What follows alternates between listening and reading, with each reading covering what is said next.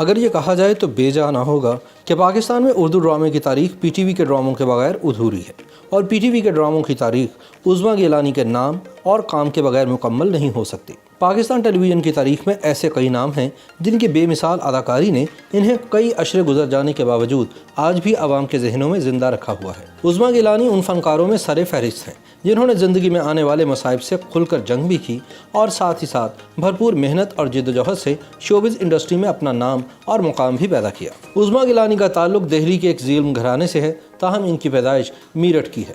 عظمیٰ گیلانی کی فنی زندگی کا آغاز اشفاق احمد کی ڈرامہ سیریز کلا کہانی کے کھیل پاداش سے ہوا۔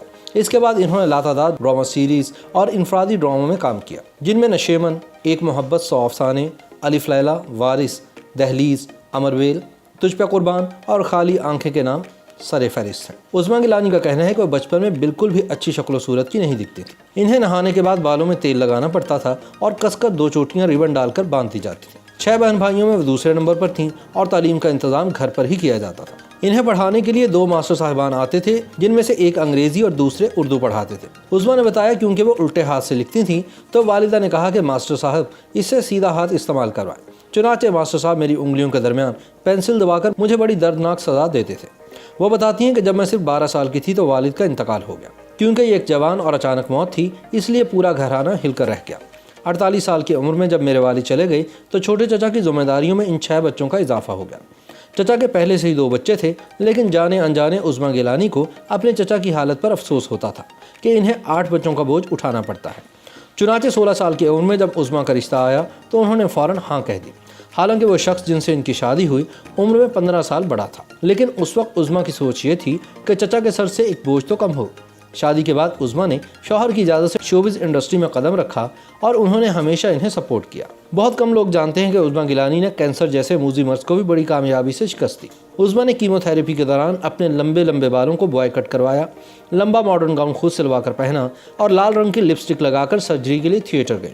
دوسرے دن اسی حالت میں جب وہ لال لپسٹک کے ساتھ ویل چیئر پر اسپتال میں نظر آئیں تو رشتہ دار اور چاہنے والے حیران رہ گئے کہ کیسے ایک کینسر کی مریضہ میں اتنی ہمت آ گئی۔ یہ تب کی بات ہے جب کینسر بہت عام نہیں تھا۔ عظمیٰ نے بتایا کہ کینسر کی بیماری کے دوران ان کی بہنوں اور گھر والوں نے انہیں بہت سپورٹ کیا۔ وہ کہتی ہیں کہ پہلے میں بہت مضبوط خاتون تھی، لیکن بیماری سے لڑتے کمزور ہو گئے، جس کے باعث میری شخصیت میں کچھ تبدیلی آئی اور آج تک اس کے اثرات میری شخصیت پر نمایاں ہیں۔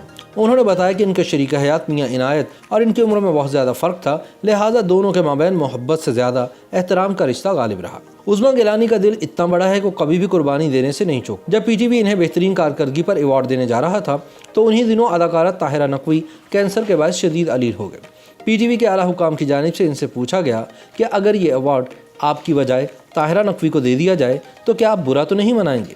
عظمیٰ گیلانی نے بڑے دل سے کہا کہ بالکل نہیں، ایوارڈ طاہرہ نقوی کو ہی ملنا چاہیے۔ پھر اس کا صلہ انہیں یوں ملا کہ بعد میں عظمیٰ گیلانی کو صدارتی ایوارڈ سے نوازا گیا۔ وہ پاکستان ٹیلی ویژن کی پہلی اداکارہ ہیں جنہیں صدارتی تمغہ برائے حسن کارکردگی ملا۔ انہیں اس اعزاز سے 23 مارچ سن 1980 کو نوازا گیا۔ عظمیٰ گیلانی کے افسانوں کا مجموعہ آئین عورت، میم مرد اور سوانح عمری جو ہم پہ گزری کے نام سے شائع ہو چکے ہیں۔